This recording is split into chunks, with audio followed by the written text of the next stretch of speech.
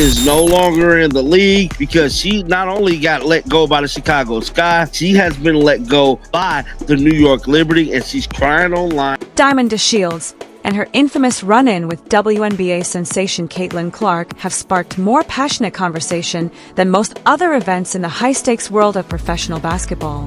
What began as a single altercation during a heated August 2024 game between the Chicago Sky and the Indiana Fever has evolved into a broader story, raising important questions about athlete treatment, media responsibility, and the sometimes toxic nature of sports fandom in the age of social media. Cut in this position right here, and Diamond DeShields just body checks her. Like, it's a foul. This sequence of play was wild. Absolutely. In light of DeShields' ongoing suspension claims and the potential career-ending consequences she faces, it's critical to separate fact from fiction and consider how a split-second on-court decision may have irreparably impacted a once promising career. The incident occurred during what should have been a routine regular season game when DeShields made a defensive move that drew immediate attention as Clark led a brief fast break for the Indiana Fever. Captured from multiple angles and widely shared on social media, the footage showed DeShields making contact with the rookie star, shoulder to back, sending Clark sprawling across the court.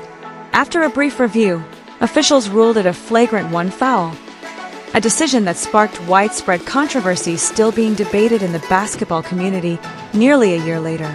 The play ignited intense discussion among fans, commentators, and players. Some considered it a standard basketball move, aggressive but within the realm of professional play, while others viewed it as a deliberate attempt to intimidate or harm one of the league's most celebrated young talents. This divide foreshadowed the larger debate that would eventually surround DeShields, raising difficult questions about player conduct, fairness, and the role of media scrutiny in shaping public perception in athletic careers. The league is getting rid of the Caitlin Clark haters. DJ Currency better move on eggshells, bro. She's the only one left. She is no longer in the league, crying online about. What's so fascinating about this issue is how it has evolved over time. The initial flagrant foul call, while memorable, was not uncommon in professional basketball. Players often commit serious fouls without facing consequences severe enough to threaten their careers. However, a combination of viral video clips, passionate fan reactions, and the intense spotlight that follows every move Caitlin Clark makes us given the narrative surrounding DeShields a life of its own. On social media, the response was swift and often harsh. DeShields quickly became the focus of an online debate, with many fans arguing that the WNBA's rising star was the target of unnecessary aggression.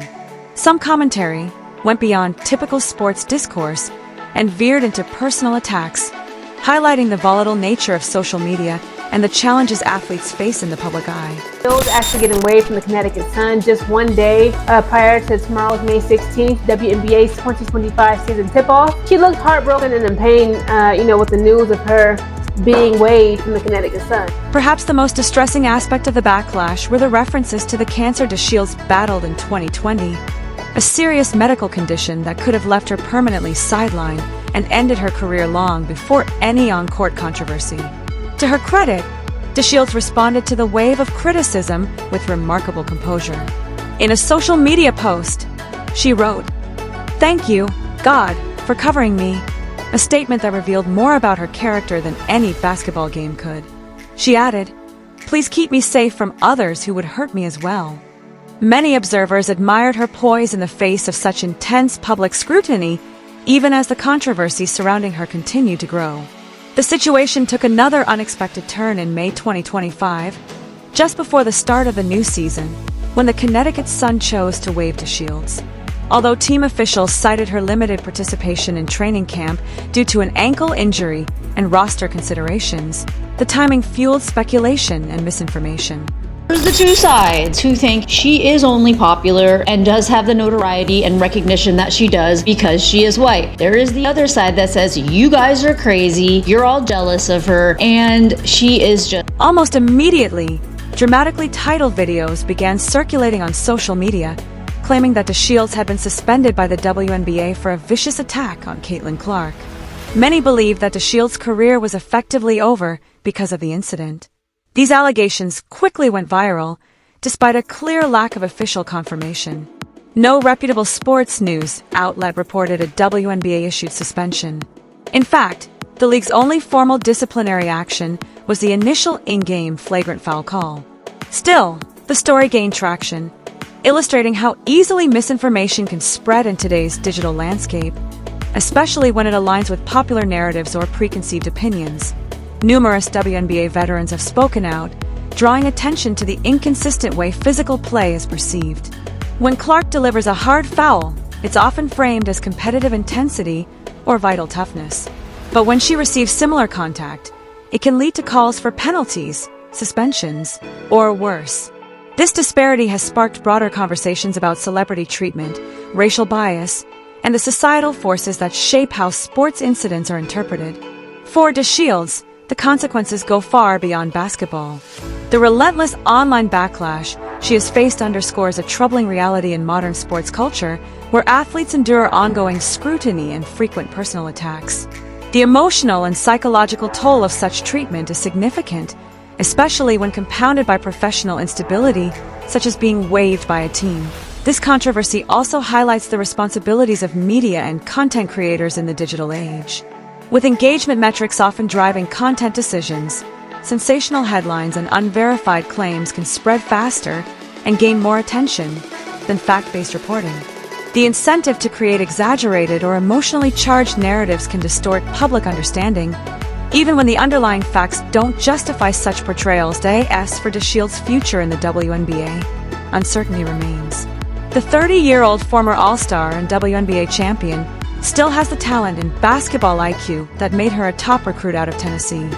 Yet, the combination of recent injuries, fierce competition for roster spots, and the lingering shadow of his controversy present real obstacles to a professional comeback.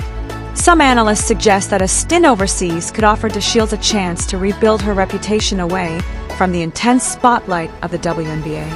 Others believe the right team fit may still materialize, especially if injuries open up roster opportunities later in the season. Regardless of what comes next, the incident involving Clark will likely remain a defining chapter in DeShields' story, fairly or unfairly. Meanwhile, Clark continues her meteoric rise, shattering records and elevating women's basketball to new heights, all while handling the immense pressure with notable composure. Her ability to withstand the physical demands and targeted defensive strategies of opponents will be crucial to sustaining her success as one of the league's brightest young stars. One of the broader implications of this debate is the WNBA's careful balancing act between protecting its athletes and preserving the physical integrity of the game. Basketball, by nature, is a contact sport, and its competitive spirit has long embraced physical play. However, as the league's popularity and commercial appeal continue to grow, so does the pressure to ensure the safety and marketability of its most high-profile players. League officials face the ongoing challenge of consistently enforcing rules while recognizing the unique commercial value that certain athletes bring. Striking a balance between protecting star players and avoiding the perception of favoritism remains one of the WNBA's key challenges as it continues its impressive trajectory of growth. Perhaps the most important lesson from the DeShields-Clark incident is how quickly a single moment can spiral into a widespread controversy in today's media landscape. What began as a single in-game foul has evolved into a broader conversation involving race, gender, media ethics, and the toxic aspects of sports fandom. The contrast between what actually occurred on the court and how it has been portrayed online highlights the responsibility of all parties, league officials, media, and fans, to ensure that discussions about the game are grounded in fact rather than fueled by sensationalism.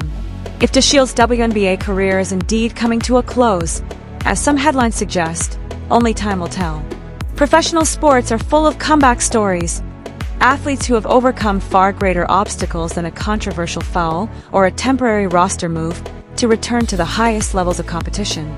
Reducing DeShields' legacy to a single incident fails to acknowledge her accomplishments and ongoing potential. In a media environment dominated by social media, celebrity narratives, and rapid reporting, stories can quickly take on a life of their own and drift far from the truth. As fans and observers, it is more important than ever to approach viral narratives with discernment, to question extreme claims, and to seek reliable sources. The DeShields-Clark controversy ultimately serves as a cautionary tale about the power of perception in modern sports, how quickly misinformation can spread, how narratives can shape careers, and how important it is for the WNBA and its community to navigate these challenges thoughtfully as the league continues to rise.